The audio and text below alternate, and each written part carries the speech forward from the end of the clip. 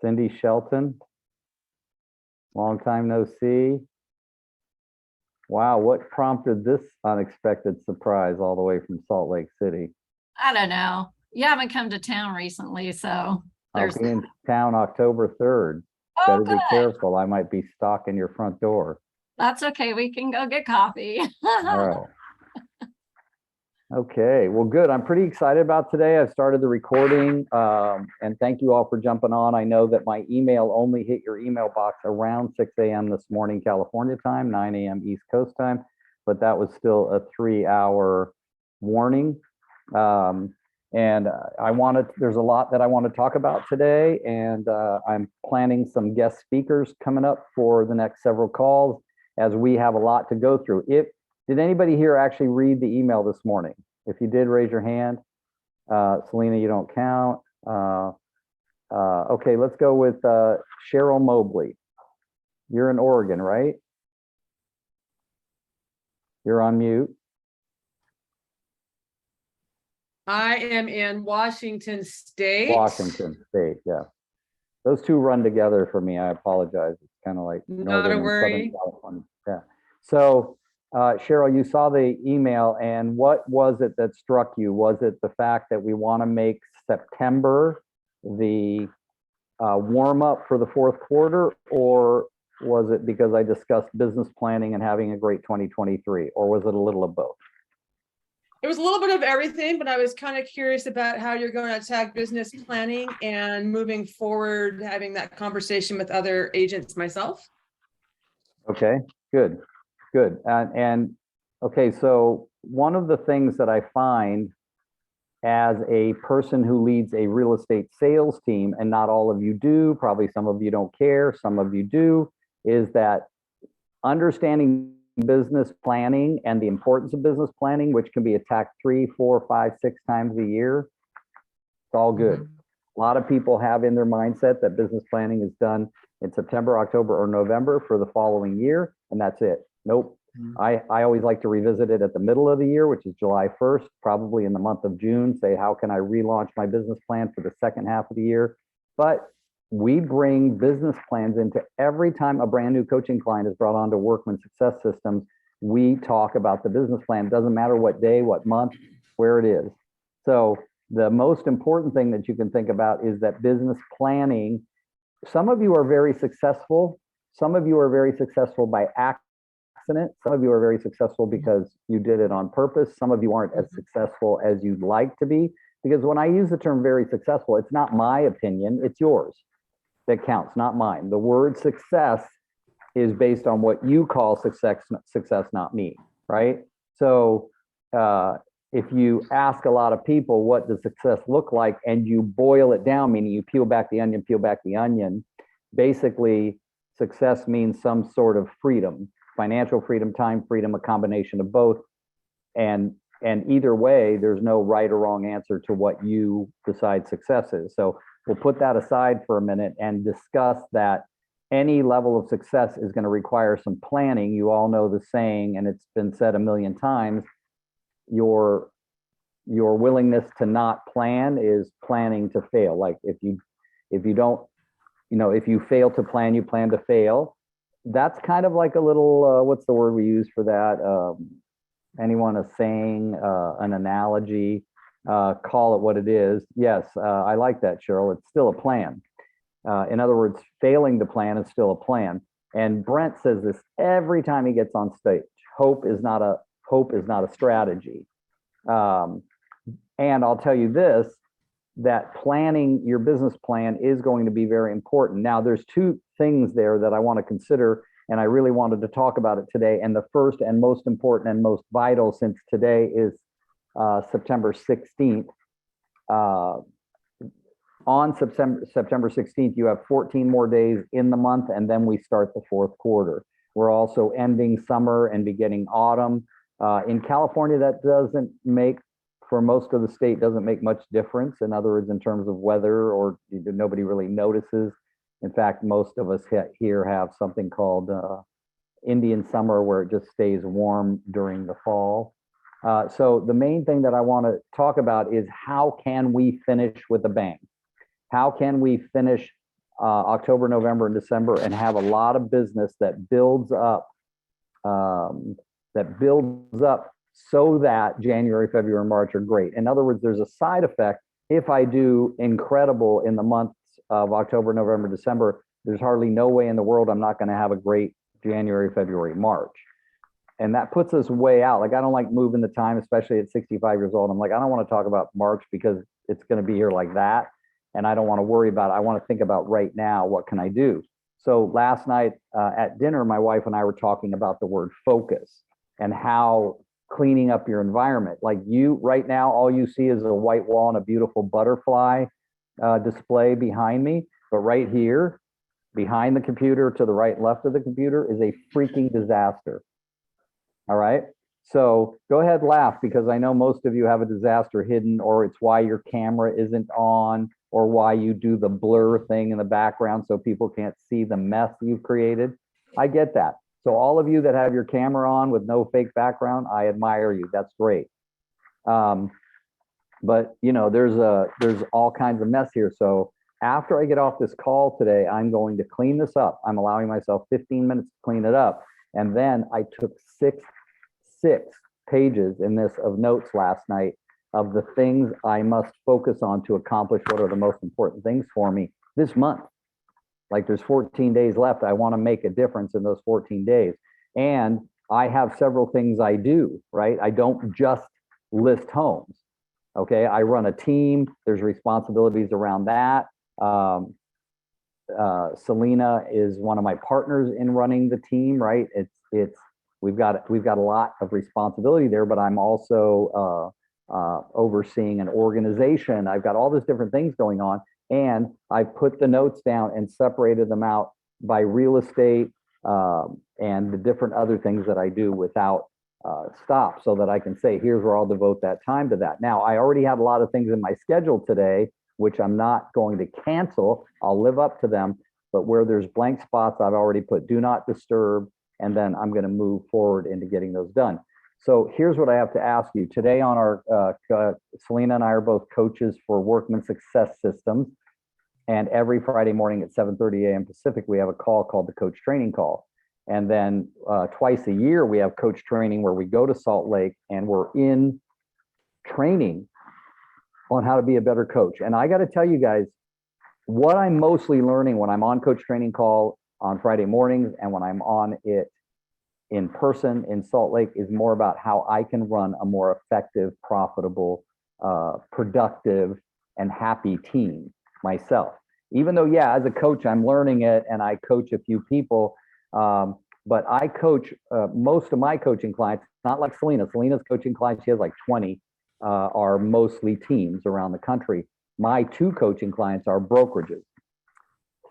3 Realty One Group franchises and 4 REMAX franchises. So I have a coach that I'm coaching in different angles than just team building, but they all involve recruiting, they involve operations and things like that. Why do I bring that up?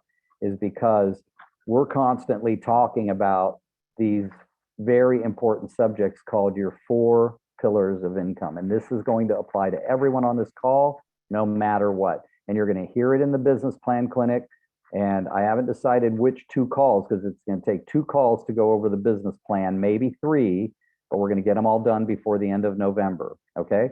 So that your business plan workbook is complete.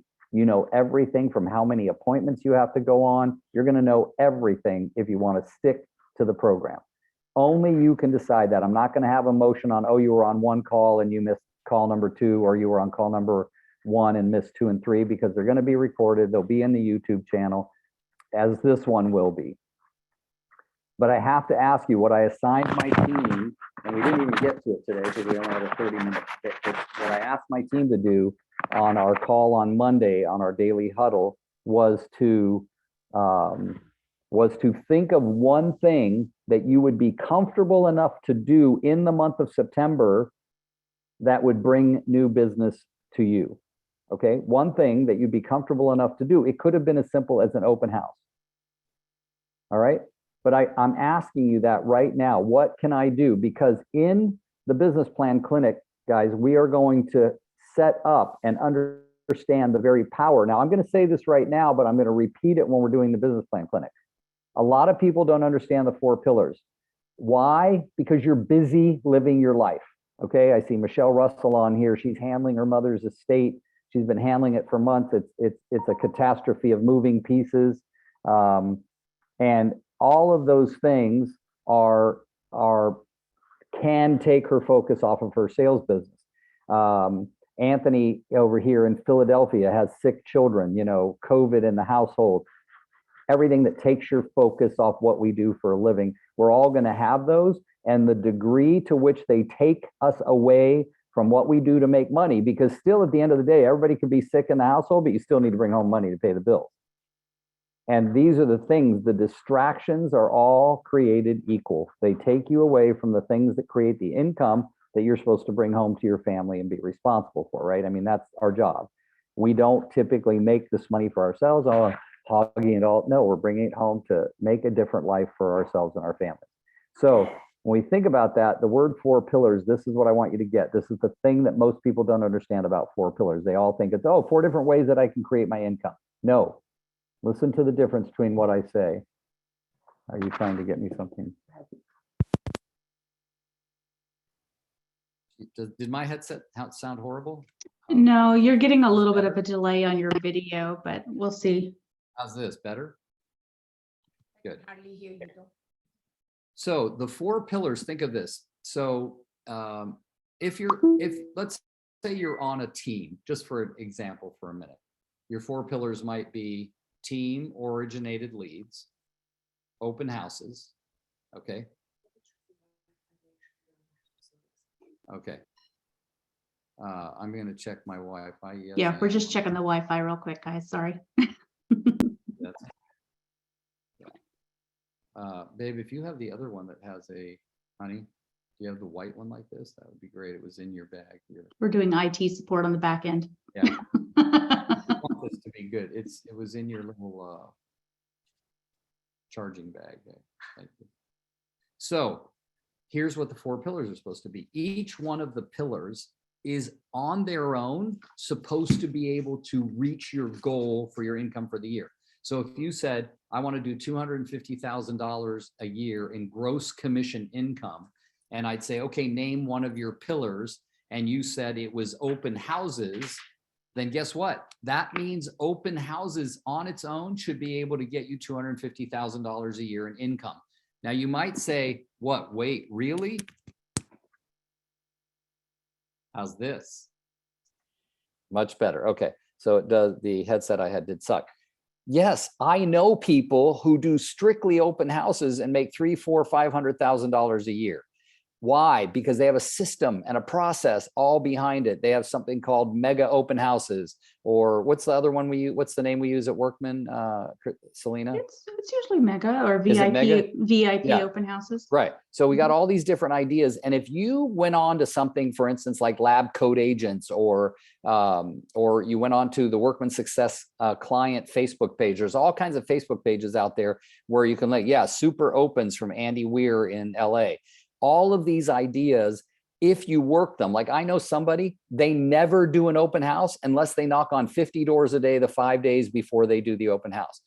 I have introduced the idea, and I've told hundreds of people this idea, and they use it. This lady named Brooke Sines, who's a coach here, she learned this idea from me, and she took it and blew it up because she has a team in North Carolina and a team in Michigan called the Nosy Neighbor Only Open House, where the word nosy is spelled KNOW-SY, Nosy Neighbor Only. And what we were instructing people to do is they would go and knock on 50 doors a day in the neighborhood where they're holding the open house, and they pass out a little invite that said, for neighbors only, there will be no signs. Please come to the open house from 11 to 12 on Saturday.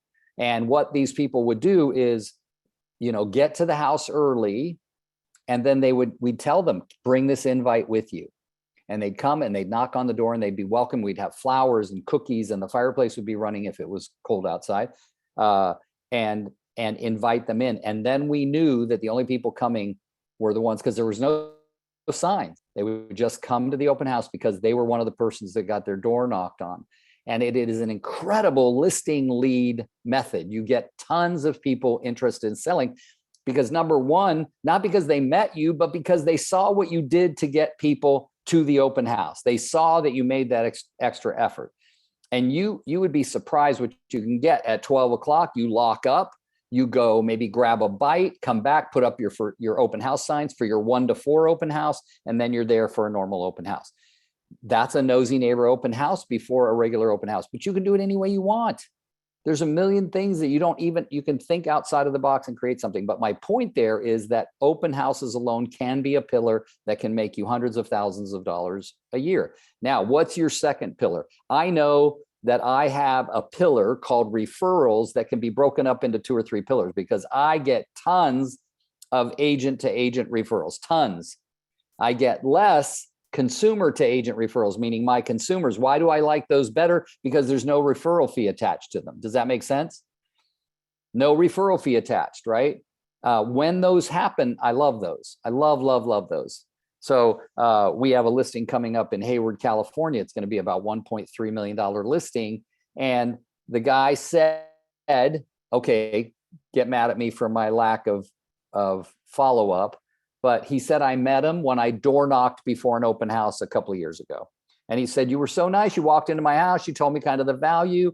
You didn't push on me. You didn't say, what are you selling? And he remembered me. He remembered me so much that when he went to see me, he went to my website. Selena happened to be on there playing around. It popped up as a seller evaluation lead. When I called him, he goes, Rick, long time no talk. I'm like, who the hell is this? Right? That's what's going on in my head. That wasn't my outside voice. But when I got to go visit him, he told me what happened, how I knocked on his door. And I realized when I got to his house that I sold 2 listings literally around the corner from his house.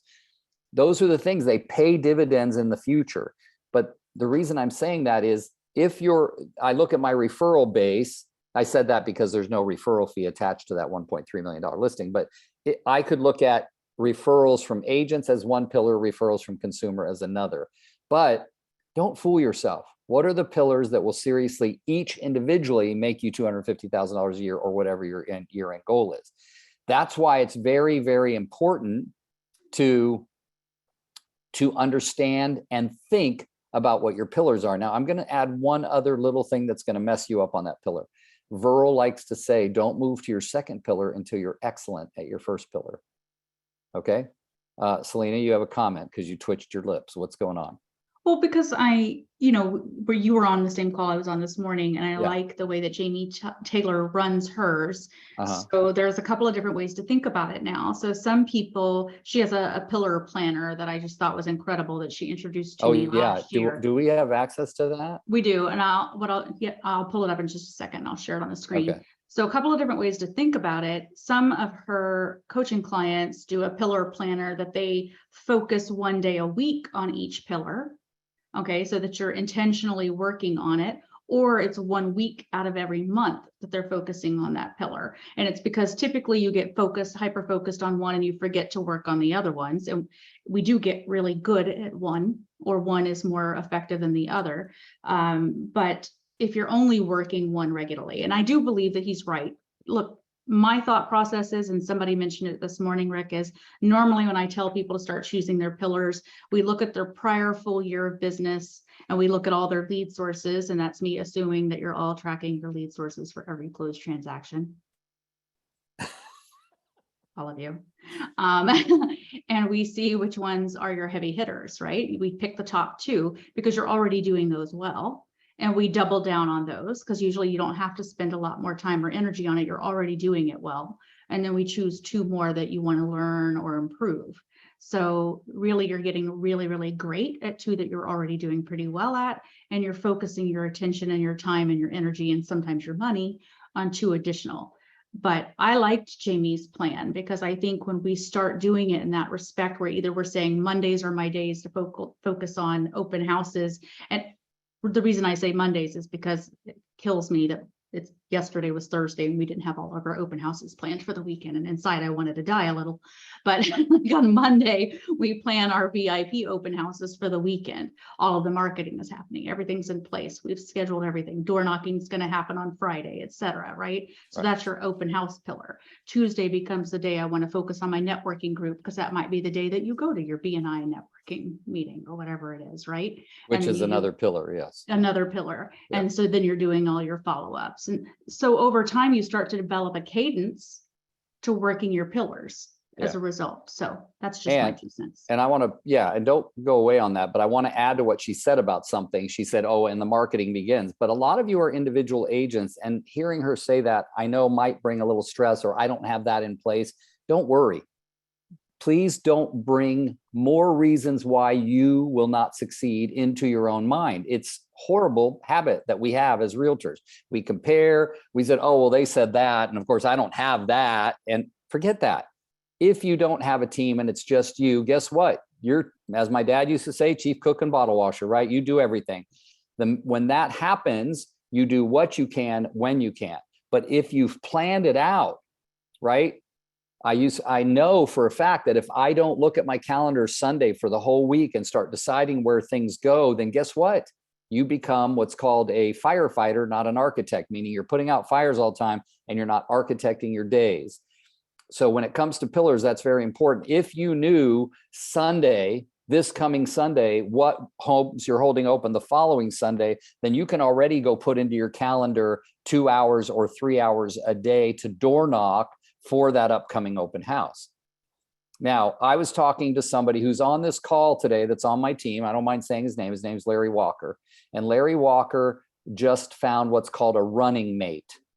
Brent Gove, who's one of my favorite people, favorite speakers, and a good friend of mine, he always says, find a running mate, somebody to run with you, and you'll succeed in your business. I was with Michelle Russell yesterday for breakfast, and she found Michael and Sarah, her new running mates. Like they can, she's very super busy, but she can hand things off and go do this for me and go do this, or do this with me. So Larry in his walking group found Delisa. Delisa and him are not like, Delisa's getting him to go to marketing meetings and things that he wasn't doing, because that puts you more fully engaged into what you're calling your occupation, right? Like we're going to give this its due. And what I loved about meeting Delisa was she wants a niche of something that in the Bay Area we call East County. So she doesn't want to go outside of that. She wants to just do East County. Well, people that specialize do incredible in real estate if you look around the country. Selena, the team Selena used to run in the past was really very specialized in Westchester County, New York. Like they did a ton of their business in that. Now, I'm not so much that way. It's okay. Everybody's got their thing, but niching is considered very, very popular in the real estate business. And if Delisa sticks to that, she farms in East County. She holds open houses in East County. She goes to networking events in East County. She goes to garage sales and meets people. She goes to community events in East County. She becomes Delisa of East County. Do you get that? Like it makes a huge difference. Yeah, Cindy just said it. The riches are in the niches. And that's a really great quote, Cindy. And I remember hearing it before and forgot it, but that's the idea. I'm not saying you all have to do that, but I'm saying do what you can when you can. Go ahead, Selena. Well, I'd like to share kind of how that started too. Yeah. We were in an area where there was a woman who'd been there since the dawn of time selling real estate. And Yeah. she went by the name of Muffin. I'm not kidding. That's literally what she went by the name of Muffin. And other than changing my name to Cookie, we decided that we were having a really hard time. We kept losing out on listings to her because she'd been there for so long and we couldn't break through in that market. And so we tried to develop a strategy because nothing was really working. And instead we took all of the areas around and we geographic farmed, and we took everything around her where she really wasn't spending any of her time because that was beneath her. And everyone started seeing our signs and everything completely around her. And that became our niche, right? We said, okay, well, we're going to do all of this because you couldn't leave that area without seeing our signs. So all of a sudden that was our niche. And then we squeezed and we squeezed and we squeezed until all of a sudden we took over the interior. Yeah. So just remember that just because someone is specializing in that area right now, doesn't mean you can't take it. You just Yeah. have to be smart about it. And consistent, yeah. Mhm. So yeah, and Viral brought on a coaching client named Anthony once, and his specialty area was Pacific Palisades, California. So basically, he had a geography area of 1 mile square, right? His average sale price was 3.5 million, okay, and he was doing 85 to 90 million a year. So Viral went and coached with them for a while and said, you know, what's going on? Why is it only a mile? Why couldn't it be 2 miles, right? So he gave the guy like something that opened up the prospect of maybe just expanding a little bit. And that was 6 years ago. And now this team does 450 million a year. Okay, just by expanding a little bit, changing, putting a team in place. It was just mostly him and an assistant because he mostly let his buyer leads fall through the cracks. They were literally falling through the cracks, 3, 5, 10, $20 million buyer leads, right? Where the buyer was going to buy for 10, $20 million. And now I that he offered has, to move to California. yes, I told Casey when I met him, I go, if I ever stop selling, we'll move down there and I'll just be his buyer's agent. That's it, right? Because it's so powerful what can be changed just by widening your perspective just a little bit. So yeah. Okay. So not to beat the subject to death of pillars, it's very important that you sort of heed the advice that Selena just gave you, in that you're moving forward with figuring out what they are. That alone, when you talk to people about 4 of them, freaks people out, because most of us are doing 1 and maybe 2, and not great, but okay. And like, I didn't even realize it until Selena came on and started looking at things. Yeah, my referrals are great, but nothing's operationally excellent yet, right? So we're moving all of that into that direction. And so look at what you're doing and what is the, as Casey says, what meatballs are falling off the plate, because you're balancing this plate and there's meatballs rolling around and you got a lot of things going on. You're putting out fires and meatballs are falling off the plate. And of course, you don't want meatballs to fall off the plate, right? You like to eat all the meatballs, not just some of them. So, all right, let's see. Any other thoughts, comments, questions, or ahas from any of you here for Selena and I as it relates to this subject matter, pillars? Okay. All right, good. Because I did want to talk about something that we have sort of beat up that subject also, but it's going to be important as we move into business planning clinics that we're going to be doing on this call. I'm going to say it again, and we'll be sending out emails, and the emails will show up much earlier in the week than Friday morning at 6 a.m. right before the call. My lady at MailChimp that takes care of these reminded me 3 times this week to do an email, and finally got to it at 6 p.m. last night. But the thing that I want to talk about is that there is got to be something that you can do. There is something that you can do. And I talked to a lady yesterday from a brokerage in Modesto, California. Somebody I'd met, and she had won a contest where they drew a card to get a free half-hour of coaching with me. And I found the card and realized that it had been almost 1.5 years and we had never set it up. So I set it up. I don't like going back on my word. And this lady talked about what she did for seniors. She's helped people clean out their garages, their houses. She's taken stuff to shredding for them, and she doesn't charge for any of this. And I said, well, that's a good thing, and it's going to be a bad thing, because if you're doing everything yourself and you start getting more listings. And she was so focused on wanting to get the SRES designation from NAR, Senior Real Estate Specialist, right? And when she talked to me about it, I said, that's a great idea, and it doesn't keep you from working with seniors right now. You can just label yourself as a senior specialist. You already are. You know what they need, and you can call yourself a transition specialist. And we talked about that today on the free coach, our coach training call, about this guy who has a transition specialist. A transition specialist could be just a person who has a truck and knows how to pick up furniture. It could be somebody that knows how to do a garage sale or knows how to find resources for estate sales, et cetera.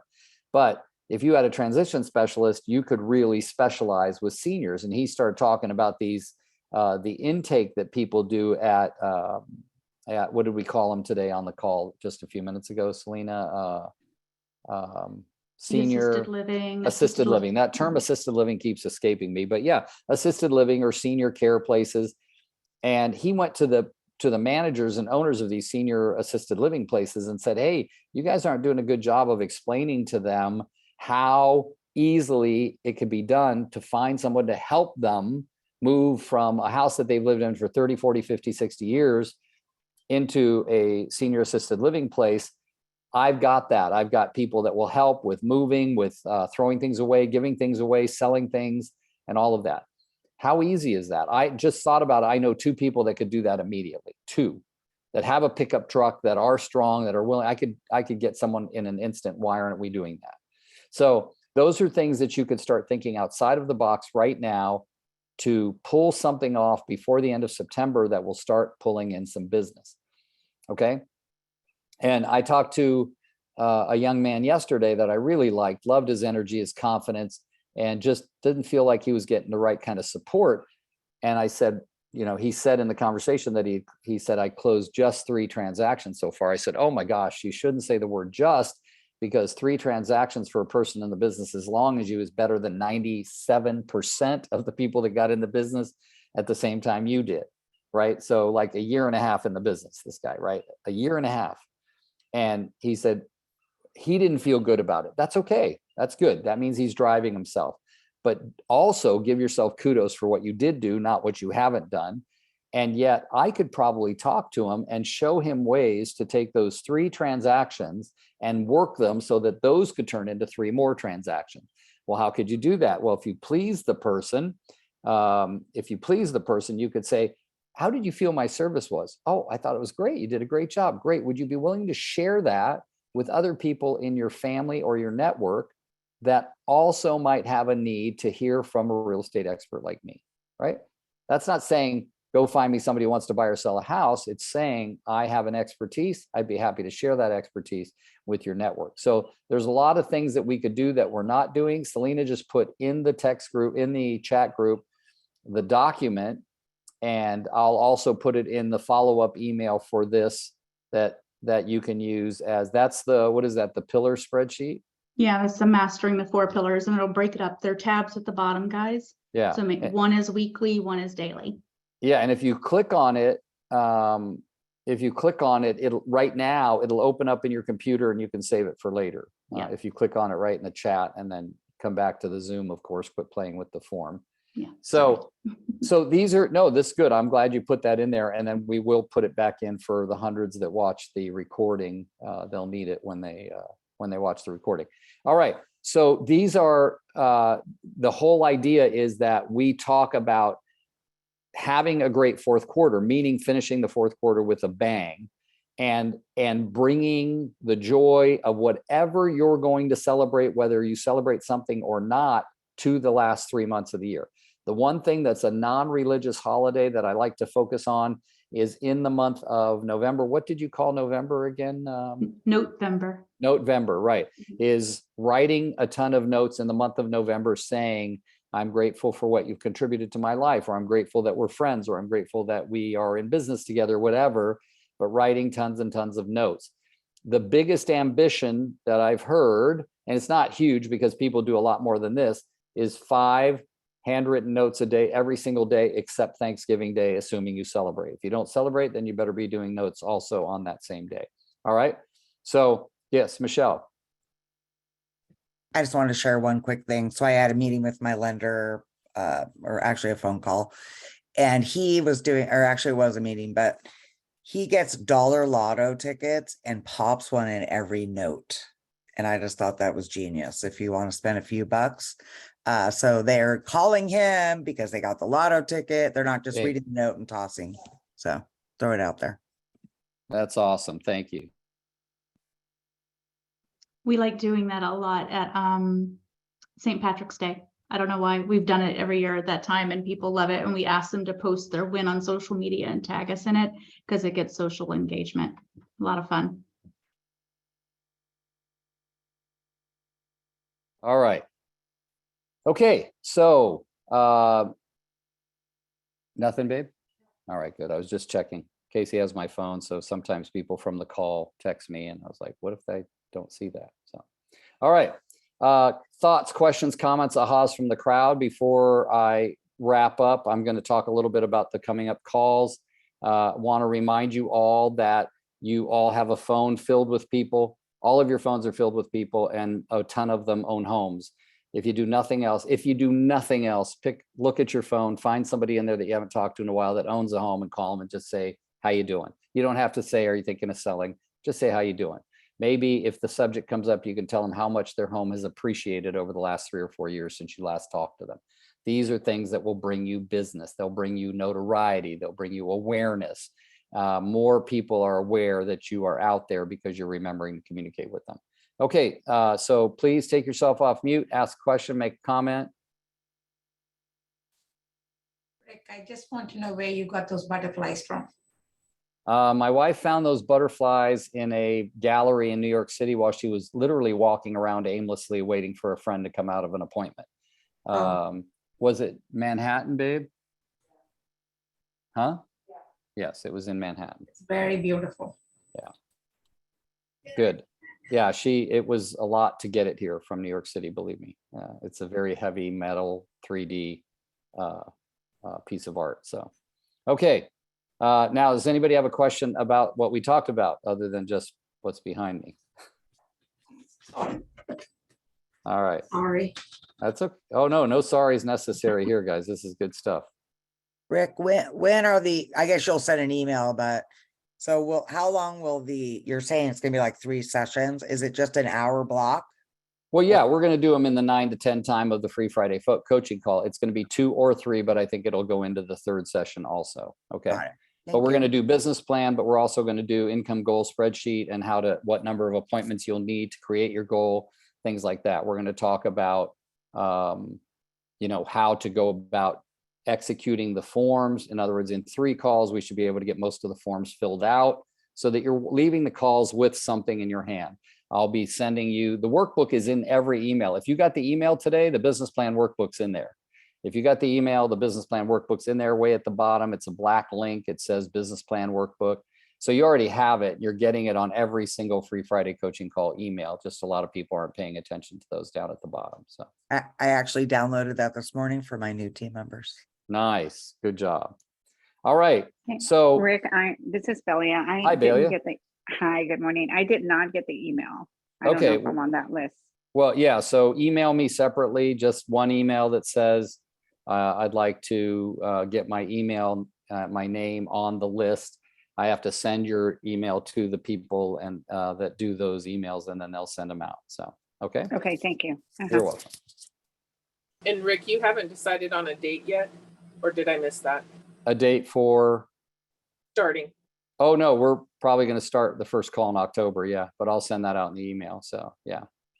The first call in October will be, I think, what day is it? I think it's the 6th or 7th, October 7th 7th. is the first call in October. So, yeah, because we have 5 Fridays in September. So, all right. Okay. Quick question. Yeah, go ahead. EXP has a luxury brand, correct? Yes, it does. Because I'm working on attracting another team, and that's one of the questions I asked. Okay, Okay. cool. All right. Okay, guys, so that's it for today. Selena, do you have any wrap up thoughts, comments? No, I think we'll Okay, just good. finalize the dates and then we'll send that out to everybody. Yeah, and I'll be sending the email out a little earlier this time, but I would not just in that week, but I'm going to send it twice, a couple weeks before and then again. And then I'd like everybody to remember what the homework assignment is between now and the next call, because the next call will be in the month of October. What can you do between now and the end of this month? One thing that will bring you some more business, and please execute it, because that will start the ball rolling for you to have an incredible December. Okay. All right, everybody. Have a great weekend. We'll talk to you all soon, okay? Take care. Thank you, Rick. Bye-bye. Rick. Have a blessed week. Thank you, everybody. Bye-bye.